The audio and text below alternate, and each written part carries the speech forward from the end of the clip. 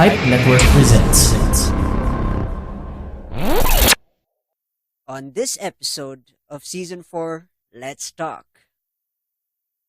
If you really want it, like you're so aware of who you are, what your strength is, what you want, then it kind of, at the macro, right? Like at the macro, it kind of becomes the pure game of the game of self-domination, the game of managing your mind.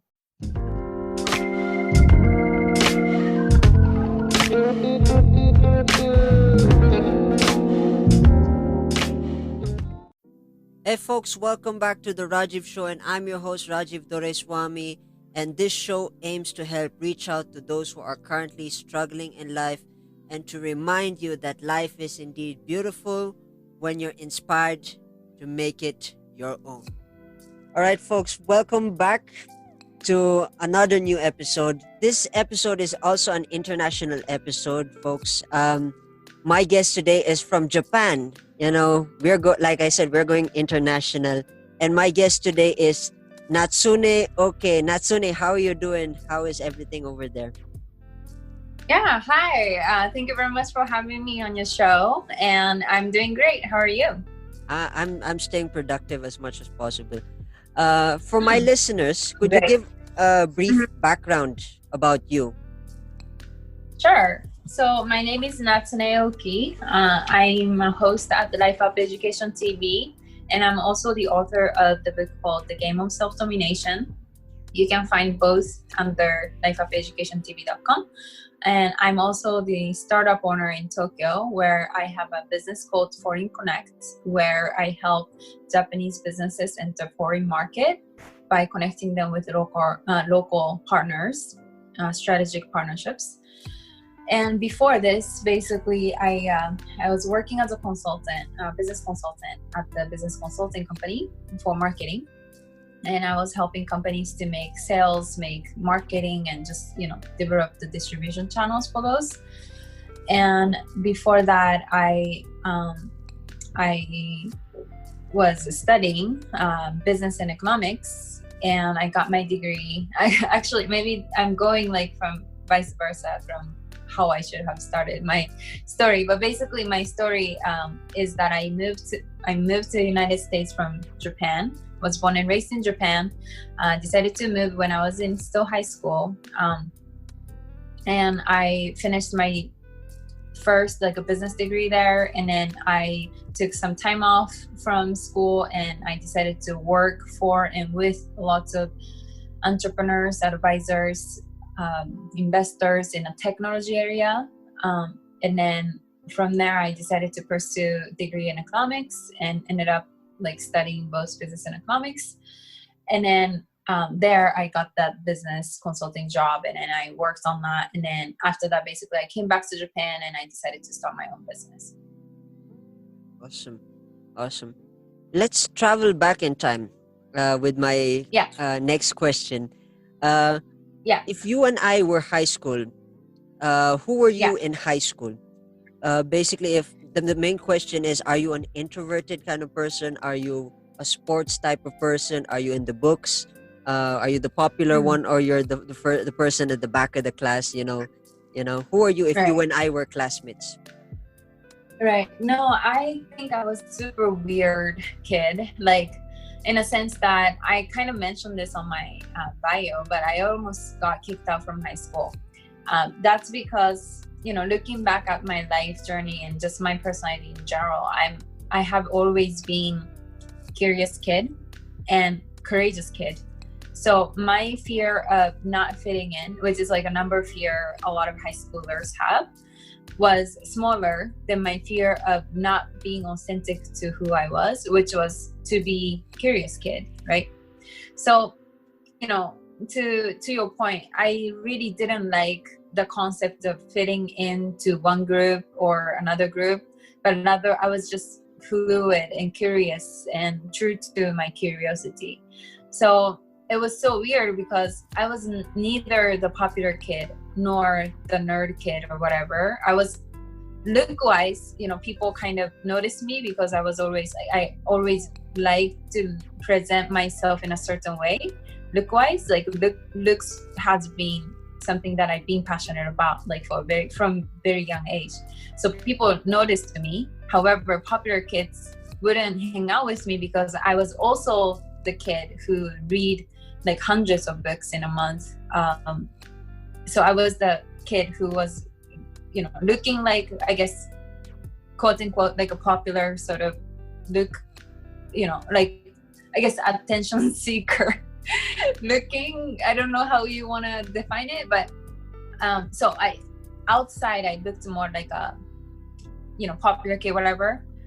But people didn't want to hang out with me because I was, in that sense, I was kind of weird because I read my book and I didn't interact with people. I just liked to learn, so I always had that gap. And sometimes I still kind of, people have that label on me just by looking at how I look and then make judgment based on that, just because, I'm into fashion and like do stuff that's not very particular to people like with my personality. Like people sometimes get confused there.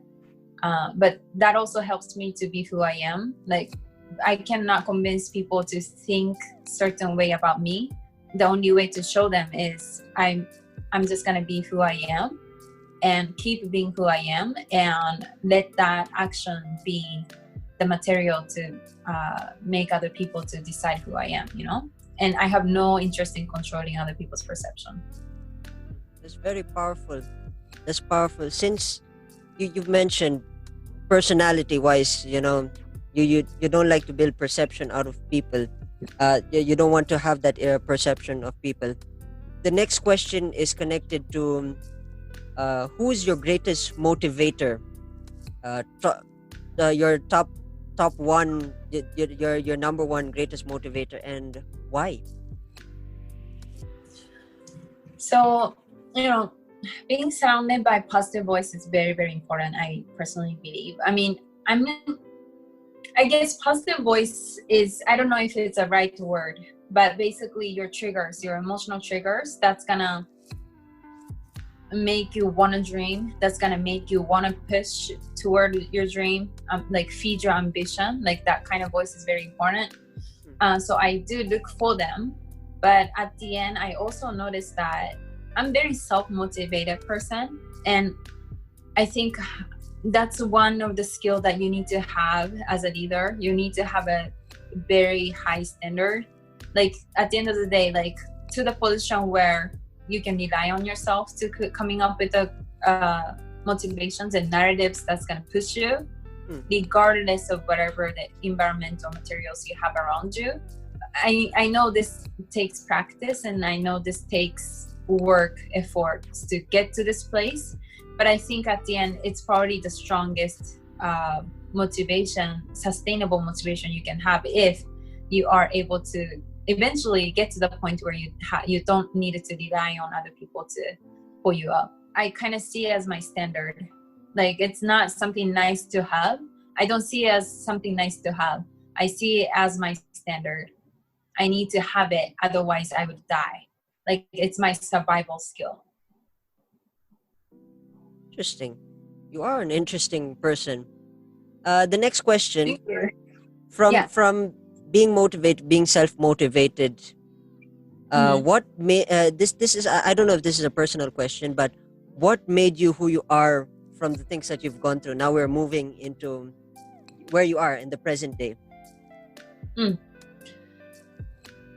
I can't really think of one particular event or time that shaped me of who I am. I think it's an accumulation of things. There's a difference. Like I noticed that it's possible to create momentum and decisiveness in life, which is essentially what I talk about also in part of my book. But I think that momentum, or the core motivation of where that momentum comes from, really comes from your character, comes from your circumstances. That is a result of accumulation of all these different things that happen to your life, right? So to me, I can't really specify one destination that changed me for forever. And I generally don't believe in that concept at all, because my definition of success, for example, I don't see success as a destination to get to. I see success as a theme of life.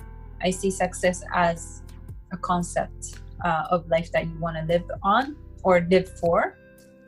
So you can never achieve success. Success is an inspiration that's always exists in the future. You don't look back whatever you already achieved in the past and you say, I'm so excited, I'm so driven by what I've already accomplished, right? Like, you're not excited by that anymore. You're excited for the possibility that's going to happen in the future. So with that concept, I don't necessarily try to get to one point, but rather I see it as more like a accumulation of things and journey that's going to build my character to get, to keep having the inspiration to live for. This is some powerful stuff. I mean, I'm feeling your vibes right now. I'm feeling that fire and that energy that you have. Nice.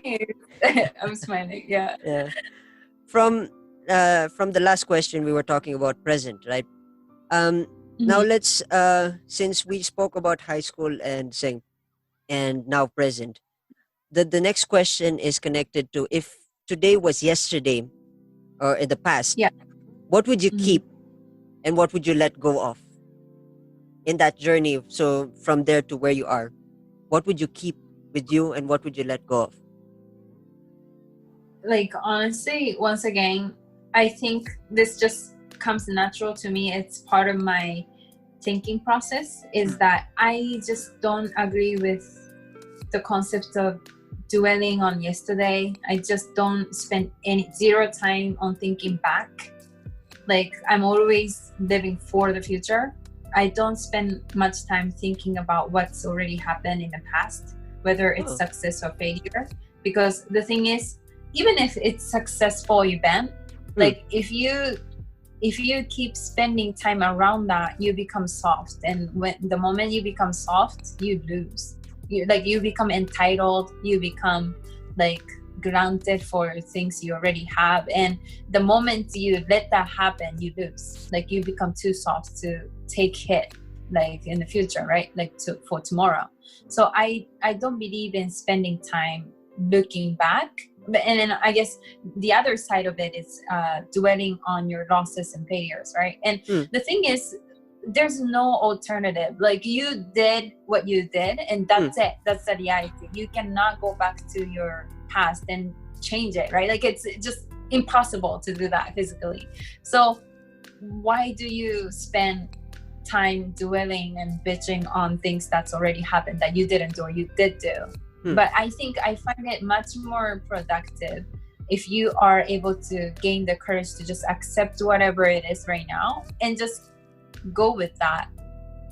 Pick yourself up from that and then go start from where you are today, So I guess to your point, my answer to that is, I just generally don't spend time thinking about like what would happen to me if I did this or if I didn't do that. Like, I have no interest in spending time on that, but rather I'm just fully pleasant with where I am today, and I'm just really grateful about everything I have. And if it means that if I'm gonna be forced to lose whatever I have right now, I'm just gonna be able to be thankful for having whatever I had for how long ever I had, and just move forward. Interesting. I never thought of it like that. Sometimes the people that I've met over the years, they have that emotional connection. Hence the question is that there's always that attachment, and somehow they use it as a burning fuel to keep them, But it's interesting how you take your take is very strong, is very powerful. And Thank you. And since you've mentioned a lot about the future, the next question now is pertaining to the future. This question is either your perception of the coming future or your future for that matter. And the question is, what are your thoughts for the future? My future, well, I defer the word future as in my inspiration. I think what I'm really interested in or what I'm really inspired by is the possibility comes with the future, the concept of future. Like, I mean, look how far we became as a humanity. Look how far we became as a human species. And just by thinking about that really makes me excited. Like, be really inspired by how capable we are, and that's what I'm inspired by. And as in the actual time frame of future, I mean, the idea of future definitely excites me, but that's more of because it's attaching to the idea of possibility. And I don't necessarily know what's gonna happen, like I don't try to predict what's gonna happen. And I think, once again, predicting also suffocate, like, I guess predicting doesn't work in an advantage sometimes, I think, like, because people have prediction and assumption or expectation necessary. I think that sometimes works in disadvantage. So once again, I'm fully present of where I am, and I'm like fully, my signal is at the full, like, I guess my signal is always like standing at the full potential, right? So I'm gonna try my best to catch what's popping right now at the present, and then kind of like, if I see opportunity, I'm gonna explore it kind of position. But I don't necessarily try to predict something in the future, if that makes sense. No, it makes sense. Since you've mentioned already, I don't think we're gonna get into that segment anymore, which is what inspires you. You've already mentioned what inspires you is the future itself. My we're gonna talk a little. Yeah. The thing that we're gonna talk about now is there any motivational quotes, either from you, from family members, or from influencers that you live by every day when you wake up? There's this quote that you run through your head, and then something to start you off for the day, like a philosophy or a motivational quote that leads you. Is there anything? Well, I mean, I follow many people. Like, obviously, I follow Tony Robbins. I follow Gary Vee. I follow who else? Jay Shetty. I follow Tom Bilyeu. I like really many people, and I think the reason I do that is because like connection, like you listen to their voices, and then really challenges you of your belief, and then really like have friends on the side of you, like, I mean, I guess like you have this constant fear, or the media and the world constantly telling you the negative stories that's happening around the world. It's very important that you intentionally search for the voice that tells you otherwise. And the voice of these people really helps me to hear that message, So yeah, I do listen to many. Yeah. Is there one particular specific person? Yeah. One particular one? Shit. I mean, everybody's so great. I don't know. Well, I guess in terms of like life lesson that I live by still a lot right now at the macro, I would say that Aristotle's, the Greek philosopher, where he explained what happiness is, which is ultimately the definition of happiness is virtue activities of the soul.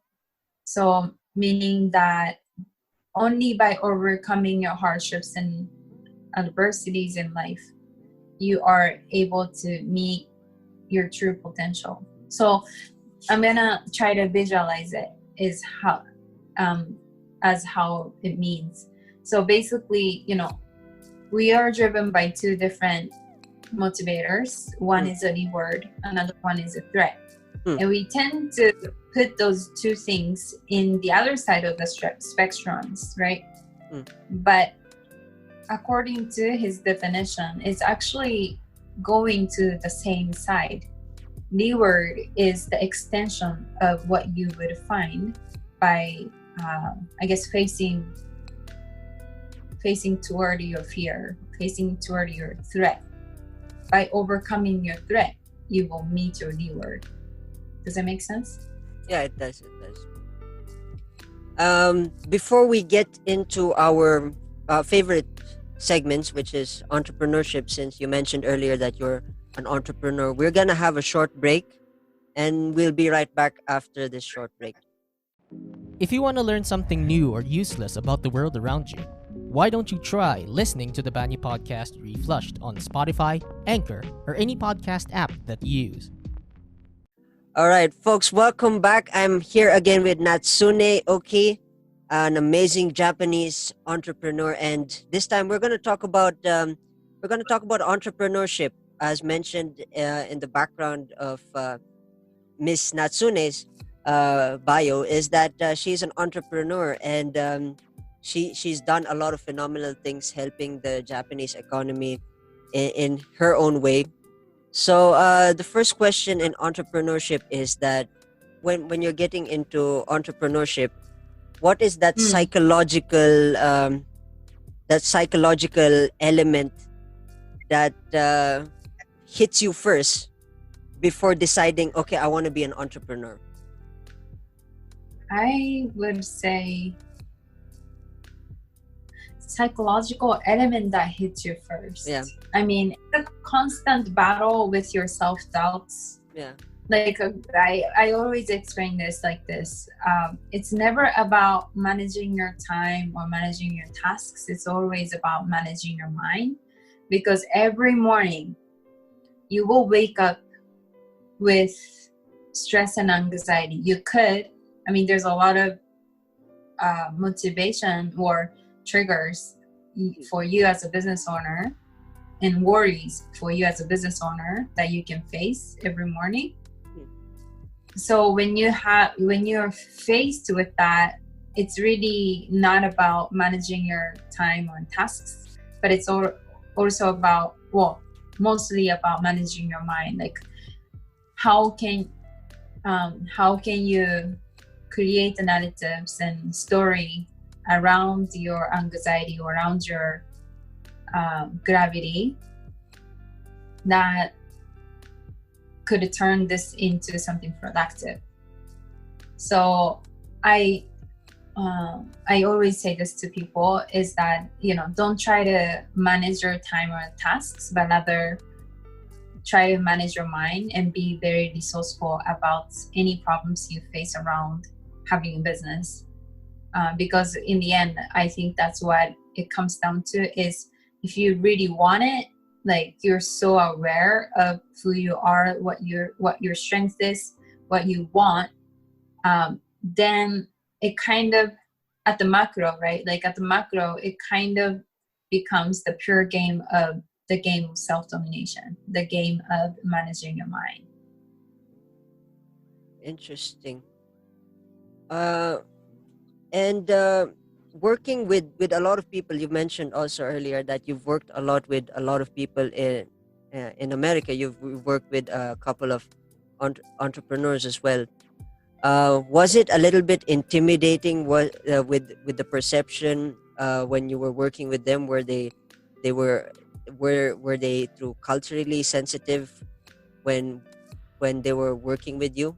And was that, so this is a very interesting question for me, because this is part of the reason why I named my book as The Game of Self-Domination, because domination is a very strong word, right? But I intentionally wanted to use this word because I think in America, I kind of let people walk all over me, because I was such a nice, soft Japanese young woman, like I came across very respectful and soft and female, right? So there's a lot of, I guess, social profile at surface level that I guess white male dominated society or environment would label me as someone you are okay to walk over on, if that makes sense. So I felt like I kind of let people to define my value. I kind of let people to define even what I want, because I didn't raise my voice a lot about like to basically claim who I am, what I'm worth, and everything like that. Like, I think it was part of me knew that, I mean, I'm a pretty dominant person in general, in life, especially because I like to be creative, and for you to be creative, you kind of have to be hard and not soft and be dominant, right? So I already had that potential, but I wasn't living my virtue. I wasn't living by my virtue. I wasn't testing my virtue. So it just really didn't feel right for me, So that is why, like, to some degree, I definitely notice how important it is to show up as basically dominant figure to some level to people around you, also to kind of show them that you are the boss.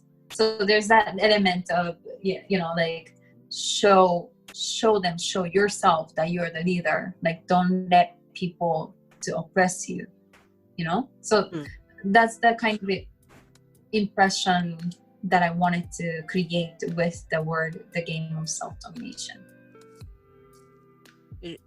And wow, that's at least there is you have to be a lot more powerful in term, even when the biggest odds are saying it's like surfing on the biggest waves. I don't know if you agree with me. Mostly, especially when you're traveling into another world and another realm, because this is also my in my experience also when I went to India. It was like I time traveled into another dimension where the culture was much more different than saying. So that cultural play is really an interesting thing. And adjusting, I think adjusting was the toughest part, I guess. I don't know if you agree with me. Yeah, well, adjusting part actually came very natural to me. But yeah, at some point it did get hard, because I think what was hard for me was that I didn't have any friends or connection, or I didn't know anyone. But then I had to face this transition that I was changing my life at that time, right? Like, I had to build something out of nothing. So that was very hard, that I didn't have any like emotionally connected person around me who was supporting me. Oh, it is really truly all about the mind. That's been the whole. That's the if you were to summarize everything that you've said, it's really the umbrella of the umbrellas. That it's all about the mind and how you really dominate the mind. Yeah, definitely. And with that conversation, if people want to connect with you via social media, how do they connect with you via social media? Yeah, so Foreign Connect is more of a B2B services, but if anyone, I guess, want to expand business in Japan, you can search me under foreignconnect.org. Life Up Education TV, you can search me. My website is lifeupeducationtv.com. I'm also on TikTok, Facebook, YouTube, Instagram, Twitter, LinkedIn, pretty much every social platforms, and you can find me under Life Up Education TV. Awesome.